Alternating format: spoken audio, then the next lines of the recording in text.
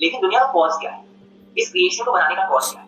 قرآن مجید نے اس دنیا کا, یہ دنیا جو اس وقت ہمارے گرد و پیش میں ہے, اس کا ایک تعارف کرایا ہے. پہلے اس نے یہ بتایا ہے کہ یہ دنیا ابدی ہے, یہ ہمیشہ رہے گی, یہ ہمیشہ کے لیے بنا دی گئی ہے, اس کو میں نے فنا ہونے کے لیے نہیں بنایا. یہ جو کائنات آپ کو نظر آ رہی ہے, اتنی بڑی کائنات کہ جو اب نوری سالوں میں بھی, لائٹ ایئرز میں بھی ہماری گرفت میں نہیں آتی, قرآن یہ بتاتا ہے کہ یہ ساری کائنات یہ ابدی ہے, ہمیشہ کے لیے بنا دی گئی ہے, یہ کبھی ختم نہیں ہوگی. وہ یہ کہتا ہے کہ یہ اس لیے بنائی گئی ہے کہ میں نے اپنی بنائی ہوئی مخلوقات کو اس میں ہمیشہ کے لیے آباد کرنے کا فیصلہ کیا, ان کو ختم کرنے کے لیے نہیں, مارنے کے لیے نہیں, ہمیشہ کی زندگی دے کر ان کو اس دنیا میں بسانے کا فیصلہ کیا. گویا دونوں باتیں طے ہیں, یہ دنیا ہمیشہ کے لیے ہے, یہ کبھی ختم نہیں ہوگی, یہ کائنات ہمیشہ کے لیے ہے, یہ کبھی ختم نہیں ہوگی, انسان, جن, فرشتے ہمیشہ کے لیے بنا دیے گئے ہیں, یہ کبھی نہیں مریں گے, تینوں مخلوقات اس کائنات میں ہمیشہ رہیں گی. یہ دوسرا مقدمہ ہے. تیسرا یہ ہے کہ پھر ہم تو مرتے ہیں, تو یہ بتایا گیا ہے کہ یہ جو زندگی تمہیں دی گئی ہے یہ عارضی زندگی ہے. یہ زندگی, یہ 50 سال 60 سال کی زندگی, یہ ابتلا کے لیے ہے. اس میں اس ہمیشہ کی کائنات کے لیے اور اس میں بسانے کے لیے لوگوں کا انتخاب کر رہا ہوں, لوگوں کو ان میں سے میں چن رہا ہوں, اور اس انتخاب میں تمہیں بھی کامیاب ہونا ہے, جنات کو بھی کامیاب ہونا ہے, دونوں کو اس امتحان میں ڈال دیا گیا ہے. تو قرآن یہ بتاتا ہے کہ موجودہ دنیا کو سمجھنا چاہتے ہو تو ابتلا کے اصول پر سمجھو, کائنات کو سمجھنا چاہتے ہو تو دوام کے, ہمیشگی کے اصول پر سمجھو. وہ اپنی اصل کے لحاظ سے کامل ہے, ابتلا کے لیے اس میں نقائص پیدا کر دیے گئے امتحان کے لیے. تو موجودہ عارضی زندگی, یہ زندگی عارضی ہے, کائنات عارضی نہیں ہے. جب قیامت برپا ہوگی تو اس کائنات کو ختم نہیں کیا جائے گا, بلکہ ایک نئی شیپ دے دی جائے گی, ایک نئی دنیا میں بدل دیا جائے گا, اور اس کو اس دنیا کے یعنی ہمیشہ کی دنیا کے لیے صحیح بنا دیا جائے گا. دیکھیے قرآن کے الفاظ ہیں, یوم تبدل الارض غیر الارض والسماوات, ہم انہی زمین اور آسمانوں کو اٹھائیں گے اور اٹھا کر ایک نئے زمین و آسمان میں بدل دیں گے. یہ نہیں کہا کہ یہ ختم ہو جائیں گے, البتہ زندگی یہاں فانی ہے اور یہ ایک وقت میں ختم ہوگی اور پھر نئی زندگی کی ابتدا ہو جائے گی. تو یہ دنیا ابتلا کے اصول پر بنی ہے, اور اصلاً پوری کائنات وہ دوام کے اصول پر بنائی گئی ہے. لیکن اس دنیا میں داخل ہونے, کامیابی سے داخل ہونے کے لیے اس ابتلا سے گزرنا ضروری ہے. چنانچہ ابتلا کو سامنے رکھ کر, یا امتحان, ابتلا عربی زبان میں امتحان کو کہتے ہیں, ابتلا کے اصول کو سامنے رکھ کر اس دنیا میں بہت سے نقائص پیدا کر دیے گئے ہیں. یہ کامل نہیں رہی, اب ناقص ہو گئی ہے, تاکہ امتحان لیا جا سکے. جیسے ہی یہ امتحان ختم ہوگا تو اس کو وہ صورت دے دی جائے گی جو اس کو کامل کر دے گی, ہر لحاظ سے مکمل کر دے گی. تو یہ قرآن مجید کا تصور ہے اس میں. Okay, good evening everyone. So my question is, God is perfect and being devoid of any trait is imperfection. Then how could God be free of lies, cunningness and treachery? یہ جو آپ نے صفات بیان کی ہیں, یہ کہاں سے اخذ کی ہیں, یعنی آپ کے علم کا ذریعہ کیا ہے,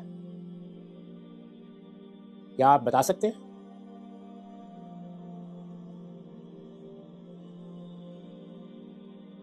خدا کامل ہے, لیکن جو دنیا اس نے بنائی ہے وہ تو ہمیشہ کے لیے بنا دی ہے, اس میں کمال کا ظہور مؤخر کر دیا ہے. اس وقت وہ ابتلا کے اصول پر ہے. ابتلا کے لیے ضروری ہے کہ نقائص پیدا کیے جائیں, کامل دنیا میں امتحان نہیں ہو سکتا, تو اس کو ابتلا کے لیے کامل کیا گیا ہے. چنانچہ اس دنیا میں ہماری شخصیت سے ان تمام نقائص کا ظہور ہوتا ہے. اگر یہ نہ ہو تو امتحان نہیں ہو سکتا. چنانچہ اسی لیے بیان کیا گیا ہے کہ جب ہم نے انسان کو بنایا تو فَأَلْهَمَهَا فُجُورَهَا وَتَقْوَاهَا, ہم نے دونوں چیزیں اس کے اندر رکھ دی. وہ بالکل درست خیر کی طرف بھی جا سکتا ہے اور وہ شر کی طرف بھی جا سکتا ہے.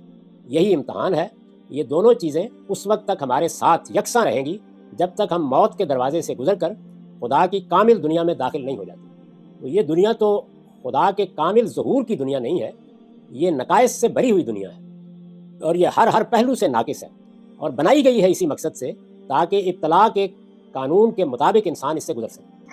Firstly, thank you so much to have this session. Now come to the question.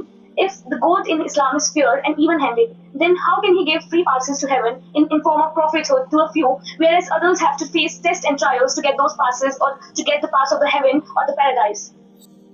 پیغمبروں کے لیے ایسا نہیں ہے جس طرح آپ نے سمجھا ہے, وہ بھی اسی طرح ابتلا سے گزرتے ہیں, ان کو بھی ان سارے مراحل سے گزر کر وہاں پہنچنا ہے. آخری پیغمبر اپنے بارے میں یہ کہتے تھے کہ لا ادری ما یفعل بہ, مجھے نہیں پتا میرے ساتھ کیا ہونے والا ہے. تو اس لیے پیغمبر بھی ابتلا سے گزر رہے ہیں, میں اور آپ بھی ابتلا سے گزر رہے ہیں، کوئی فرق نہیں کیا گیا، بالکل انصاف کا معاملہ ہے۔ البتہ اصول یہ ہے کہ جس کو جو صلاحیت جتنا علم دیا جاتا ہے اس کا ابتلا اور اس کا امتحان اس کے لحاظ سے ہوتا ہے، یعنی سب کے لیے ایک پرچہ نہیں ہے۔ مجھے جو علم دیا گیا ہے، مجھے جو صلاحیتیں دی گئی ہیں، مجھے جو ماحول دیا گیا ہے، میرا امتحان اس کے لحاظ سے ہے اور پیغمبر کا امتحان اس کے لحاظ سے ہے۔ تو اس لیے ایک ہی قاعدہ ہے کہ سب کو ابتلا سے گزرنا ہے، سب کو امتحان سے گزرنا ہے، اور پیغمبروں کے لیے قرآن نے ابتلا کا یا آزمائش کا ایک الگ قانون بیان کیا ہے۔ وہ اتنا سخت ہے کہ اس سے انسان پناہ مانگتا ہے اور اللہ سے دعا کرتا ہے کہ یہ ذمہ داری ہمارے اوپر نہ ڈالی جائے، یہ بہت بڑی ذمہ داری ہے۔ تو اس لیے ایسا نہیں ہے کہ کچھ کو اللہ تعالیٰ نے اپنی جنت کے لیے چن لیا ہے، ان کو بھی ابتلا سے گزارا ہے، ہمیں بھی ابتلا سے گزار رہا ہے، عالم عارف عامی سب گزر رہے ہیں، البتہ ہر ایک کا پرچہ امتحان اور ابتلا مختلف۔ سر میں عالم واقعہ بول رہا ہوں، اور سر میرا سوال اس بات کو لے کے سر the idea of knowledge when we talk about it is represented in different forms in different philosophies and in Islam as well, that the sources of knowledge are one that is of creation and the other that is transcendent, that is either through non-creation. Now, isn't it rather problematic that we classify the idea in only like non-creation and like more so in terms of we talk about creation of knowledge in general? So what do you like have, what are your thoughts about that idea of the nature of knowledge and its origin and the source of knowledge? Knowledge اور اس کی origin کو جاننا انسان کے بس میں نہیں ہے، نہ کائنات اور کائنات کی حقیقت کو سمجھنا انسان کے بس میں ہے۔ ہم تو اپنے علم کے ذرائع کو جانتے ہیں، اور ہمارے اپنے علم کے کیا ذرائع ہیں وہ میں نے آپ کی خدمت میں عرض کر دیا۔ یعنی انسان کی حیثیت سے ہمارے لیے علم کے ذرائع 3 ہی ہیں، اور اس علم کی نوعیت بھی بالکل واضح ہے۔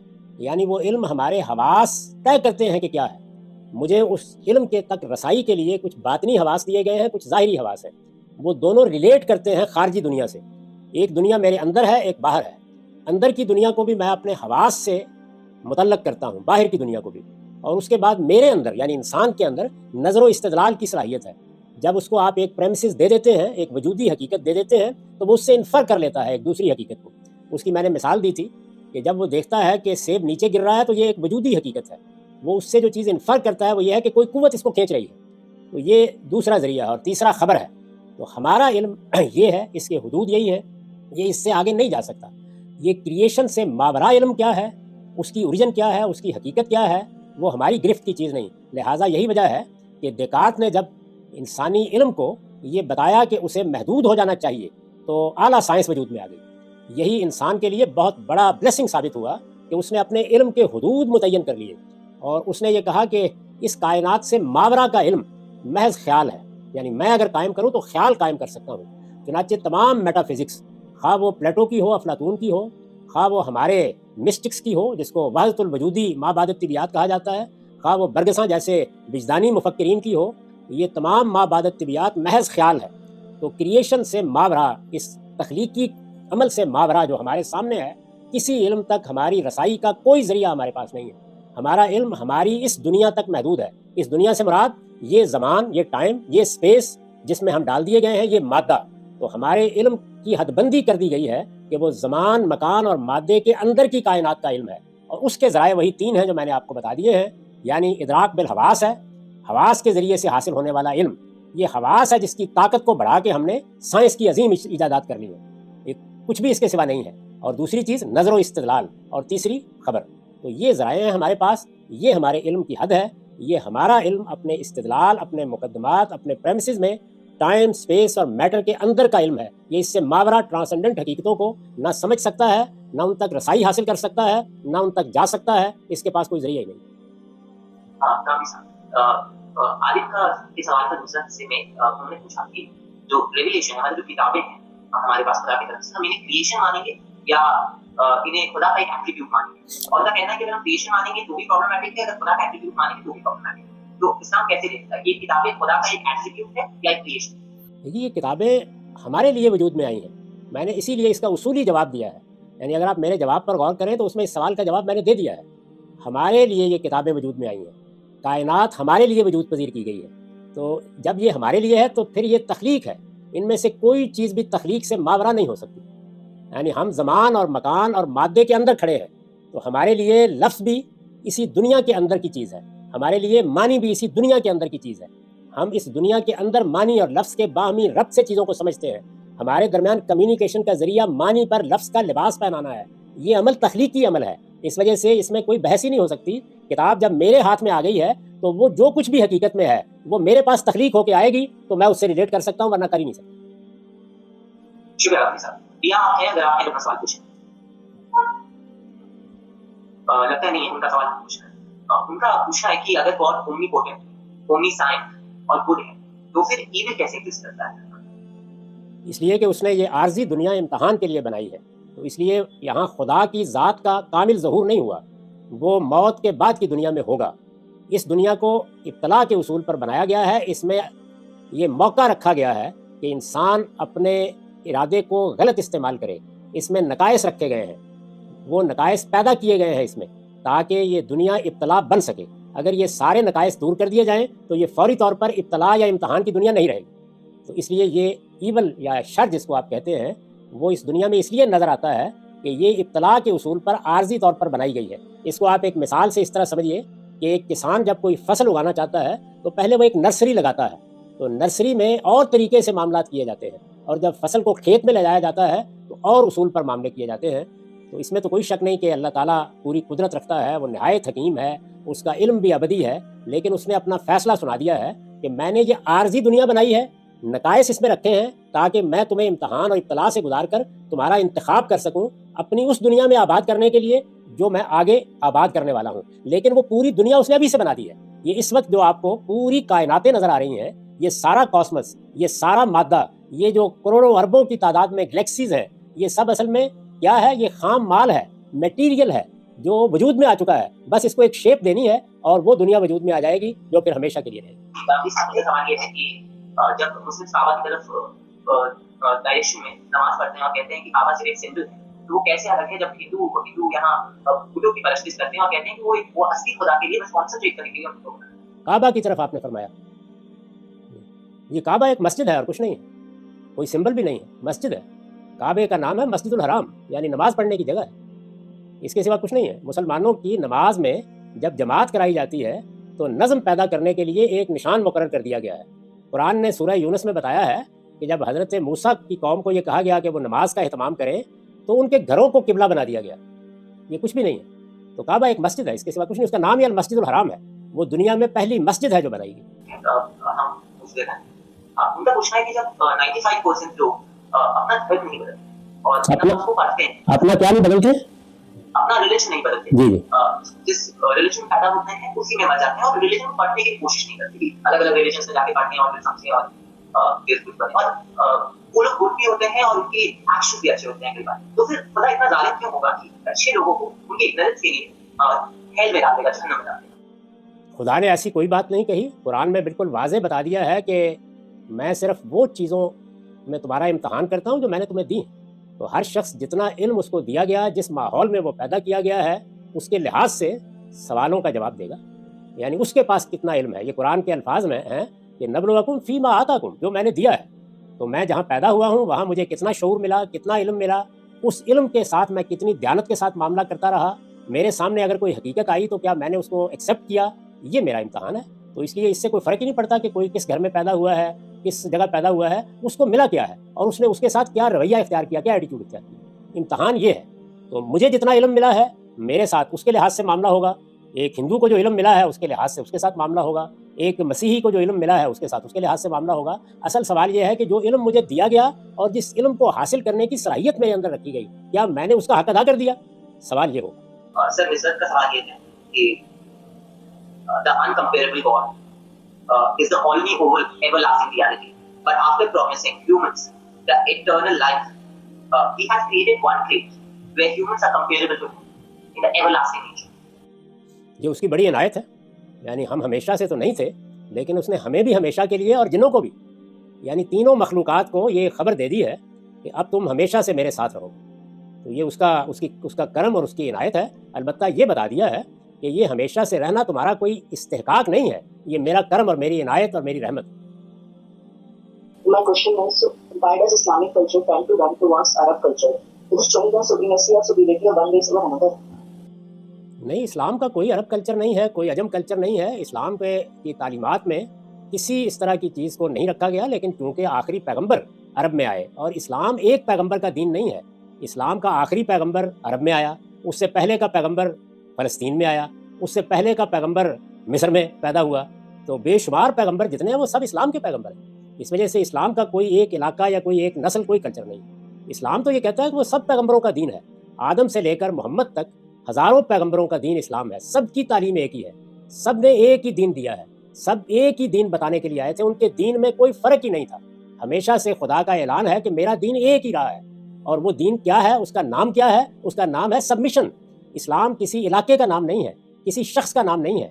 اسلام کسی خاص پہاڑ یا کسی دریا کا نام نہیں ہے. اسلام ایک تصور کا نام ہے، ٹو سبمٹ، ٹو سرنڈر. یعنی ہم نے اپنے خدا کے سامنے اپنے آپ کو سبمٹ کر دیا، سبمیشن کا نام ہے. تو یہ اس دین کا نام ہے اور یہ سب پیغمبروں کا دین ہے. چنانچہ ہم کو لازم ہے قرآن کی روح سے کہ ہم جس طرح محمد کو اپنا پیغمبر مانیں، اسی طرح مسیح کو اپنا پیغمبر مانیں، موسیٰ کو اپنا پیغمبر مانیں. سب کی تعلیم ایک ہی ہے اور ہم سب کی تعلیم پر عمل کرتے ہیں. تو اگر آپ اسلام کی تعلیمات میں کسی عرب کلچر کی کوئی چیز بتا سکے کہ جس کو اسلام نے عرب کے لیے خاص کر دیا ہو تو مجھے خوشی ہوگی. ایسی کوئی چیز اسلام کی تعلیمات میں نہیں. ہندوازم کے اندر 3 سینٹرل ڈیٹیز کا کانسیپٹ ہے، شیوا، وشنو اور برہما. جس میں وشنو وہ ہیں جو اوتار لیتے ہیں، شیوا ڈسٹرائر ہیں اور برہما بنانے والے. ویسے ہی اسلام میں 3 فرشتے ہیں، میخائیل، اسرافیل اور جبرائیل. ان دونوں میں کمپیریزن کیا جا سکتا ہے کیونکہ جبرائیل ہر بار اوتار لینے کی طرح دنیا میں آتے ہیں، پیغمبر ہوتا ہے، ملک الموت روح نکالتے ہیں جیسے شیوا ہے، اور برہما جیسے کچھ نہیں کر رہے ویسے ہی اسرافیل آخری وقت کا انتظار کر رہے ہیں. تو ان کا سوال ہے کہ ان دونوں میں کمپیریزن. جی، ان میں کوئی کمپیریزن نہیں ہے، اس لیے کہ وہاں تو یہ تینوں ہستیاں اپنی اپنی جگہ پر انڈیپینڈنٹ ہو جاتی ہیں، جبکہ فرشتے تو اللہ کی ایک مخلوق ہے اور بالکل اس کے عاجز بندے ہیں. جو حکم دیا جاتا ہے وہ حکم آ کے بجا لاتے ہیں. معمولی درجے میں اس پروردگار کے کسی حکم کی خلاف ورزی نہیں کر سکتے، اور وہ براہ راست اپنے بندوں کو دیکھتا ہے، براہ راست وہ اپنے بندوں کی دعائیں سنتا ہے. تمام فیصلے اسی کی جگہ سے ہوتے ہیں. ان کا کام صرف یہ ہے کہ جو پیغام ان کو دیا جائے، جو حکم ان کو دیا جائے، اس کو جا کے بجا لائیں. تو یہ بالکل الگ چیز ہے. اس معاملے میں تو ہمیں بھی اللہ نے بہت سے احکام دیے ہیں اور ان پر ہم بھی عمل کرتے ہیں. فرشتوں کو دیے جاتے ہیں، ان پر عمل کرتے ہیں. جنوں کو دیے جاتے ہیں، وہ ان پر عمل کرتے ہیں. تو اسلام کا تصور توحید کا تصور ہے، اور وہ تصور یہ ہے کہ اس کائنات کا خالق بھی ایک ہی ہے اور دنیا کا نظام بھی وہ براہ راست چلا رہا ہے.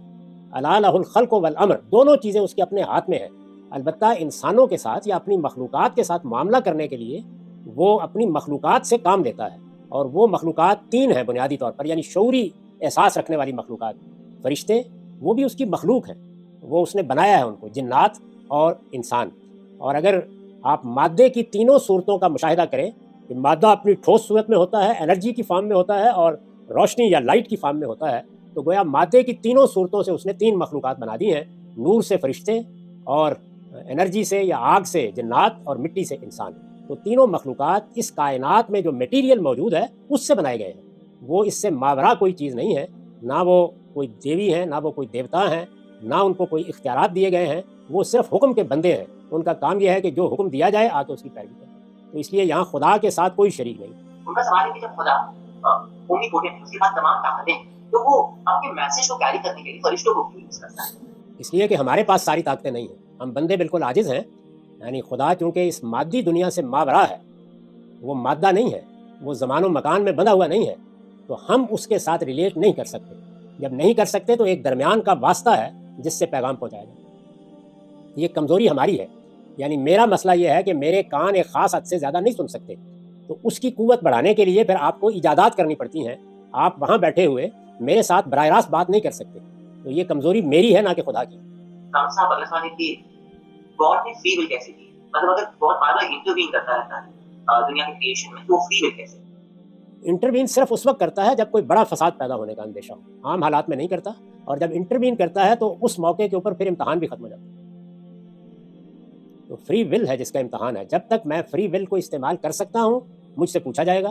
جب میں استعمال کرنے کی پوزیشن میں نہیں ہوتا تو نہیں پوچھا جائے گا. عام زندگی میں دیکھیے، مجھ سے یہ نہیں پوچھا جاتا کہ میری یہ صورت کیوں ہے، میرے والدین فلاں اور فلاں کیوں تھے، میں پاکستان میں یا آپ ہندوستان میں کیوں پیدا ہوئے تھے، کیونکہ اس میں میری کوئی فری ول نہیں ہے. تو فری ول ہے کہاں؟ فری ول اگر آپ غور کریں تو 2 چیزوں میں ہے. میرے مورل فیصلوں میں ہے، میرے جمالیات اسٹیٹکس کے فیصلوں میں ہے، اور اپنی صلاحیتوں کو جب میں استعمال کرتا ہوں تو وہاں ہے. تو ان تینوں جگہوں پر اللہ تعالیٰ کوئی انٹروین نہیں کرتا. آپ سے ایک آخری سوال کہ یہ تو میسو ڈیزاسٹرز آتے ہیں اور اس میں اتنی بے گناہ لوگ مارے جاتے ہیں، اس کے پیچھے خدا کی کیا مانتے ہیں کہ ایک ساتھ اتنے لوگوں کا مارا جانا بے قصور بنا کسی جرم کے، خدا اتنا ظالم کیوں؟ وہ تو روز روز اسی طرح مار رہا ہے بغیر کسی قصور کے. میرے والد صاحب بھی بغیر کسی قصور کے دنیا سے رخصت ہوئے تھے، والدہ بھی ایسے ہی رخصت ہوئی تھی. تو یہ کارخانہ موت و حیات کا کارخانہ ہے. یہ بنایا اس لیے گیا ہے کہ یہاں آپ آئیں اور رخصت ہو جائیں. یہاں تو اس وقت جس شہر میں رہتا ہوں ہو سکتا ہے کہ اعداد و شمار اکٹھے کیے جائیں، یا جہاں آپ بیٹھے ہوئے ہیں تو وہاں ہزاروں لوگ آج مر گئے ہوں. تو سارے بے قصور مر رہے ہیں. اس لیے موت آتی ہے، وہ تو قصور کی موت تو کبھی کبھی آتی ہے، ورنہ بے قصور آتی ہے. تو یہ ایک ہی وقت میں موت آ جاتی ہے تو ہم حیران رہ جاتے ہیں. ورنہ آپ دیکھیے لاہور شہر کا میں رہنے والا ہوں، تو لاہور میں کئی 100 جنازے روزانہ اٹھتے ہیں، کسی کو پتہ ہی نہیں ہوتا. لیکن اگر کسی جگہ کوئی عمارت گر جائے اور 15 لوگ مر جائیں تو خبر بن جاتی ہے. تو اس لیے زلزلے طوفان کچھ بھی نہیں ہے، یعنی موت ایک جگہ اکٹھی ہو جاتی ہے. وہ موت جو بکھری ہوئی ہے وہ اکٹھی ہو جاتی ہے. تو ہم حیران ہو کے پوچھتے ہیں تو اس دنیا کو تو بنایا اسی اصول پر گیا. دیکھیں قرآن نے اس کا جواب دیا ہے، خلق الموت والحیات لیبلوکم ایکم احسن عملا. کہ میں نے اس دنیا میں جو اصل دنیا ہے اس میں زندگی ہی زندگی ہے. اس دنیا کو میں نے زندگی کے ساتھ موت سے وابستہ کر دیا ہے. کیوں؟ لیبلوکم ایکم احسن عملا، اس لیے کہ میں تمہارا امتحان کرنا چاہتا ہوں. تو یہ موت ہے، موت تو ہمارے گرد و پیش میں موجود ہے. وہ اکٹھی ہو جاتی ہے تو ہم پریشان ہو جاتے ہیں. روز آ رہی ہے اور بے قصور ہی آ رہی ہے. ماؤں کے بچے مر رہے ہیں. آج اسپتال میں پتہ کیجیے اپنے شہر کے کچھ بچے پیدا ہونے سے پہلے ہی مر گئے ہوں. بہت بہت شکریہ ڈاکٹر صاحب. بہت اور سوال ہے، بہت لوگ بول رہے ہیں لیکن وقت کی کوئی کمی نہیں. ہم ڈاکٹر روشنی کو سے ریکویسٹ کریں گے please. Thank you Ayaz. Thanks دامیدی جی، آپ نے اتنا اچھا، مجھے تو اتنی اچھی اردو آتی نہیں ہے، پھر بھی اتنی سندر طریقے سے آپ نے جتنے امپورٹنٹ کوشچنس ہمارے من میں آتے ہیں ریلیجن کی، جتنے امپورٹنٹ ریلیونٹ کوشچنس ہیں ان کو آپ نے بہت سندر طریقے سے، بہت سندر ریشنل ایک جسٹیفیکیشن دے کے گاڈ کی ایگزسٹنس کو بتایا.